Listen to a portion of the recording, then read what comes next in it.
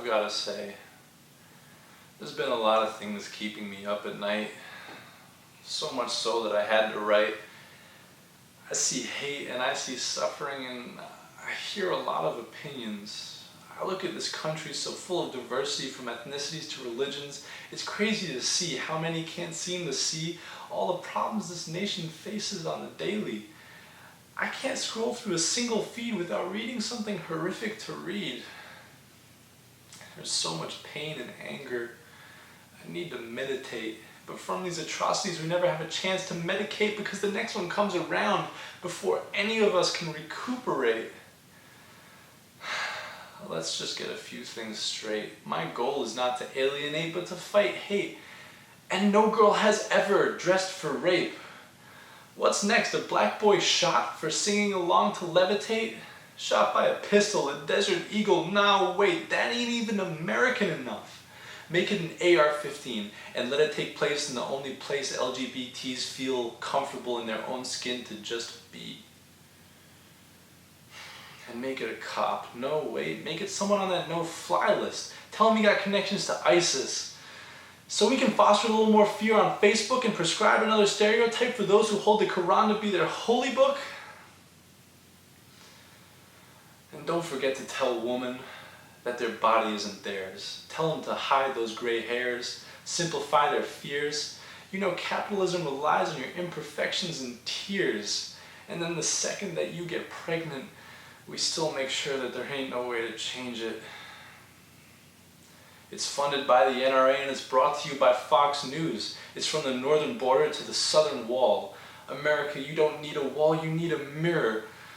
Take a long look at the truth because it couldn't be clearer. This country is at war with itself over issues so obvious it hurts to see how ignorant you're content to be. What if I showed you the videos, made you see all these innocent black boys bleed? Then would you believe me?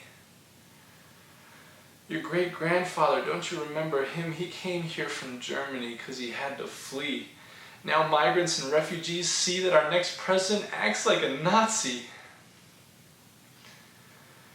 If a mass shooting kills over 20 people, do you pray or do you act? If LGBTs are treated like animals, how do you react? If someone tells immigrants to go home to homes that they don't have, will you help them stand their ground? If a black body hits the floor and the camera is rolling, do you make a sound? If Congress continues to do nothing about the issues fighting to divide this nation, will you vote? Or will you ride your privilege all the way to Canada when Donald Trump turns you into a scapegoat? I swear American rape culture is becoming the norm, the media raping our minds, trying to make us conform. I'm trying to think for myself. I hope that you think for yourself. I hope that you remember that we're all human. And all of these things that we're doing, we're treating each other worse than we treat our planet. This hate is not organic. It's a product of a system, and that system is broken. But there is hope, and there is love, and those will not go unspoken. I mean, so many of us are heartbroken.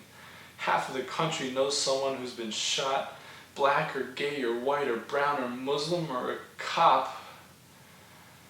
Every life lost is a human one, and no injustice can be undone, but you have a voice, and there is significance in your choice.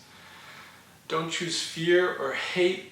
Choose to feel, to be human. Don't take their bait. Choose understanding, empathy, compassion, and kindness. America, I don't have the answers, but I can offer you guidance.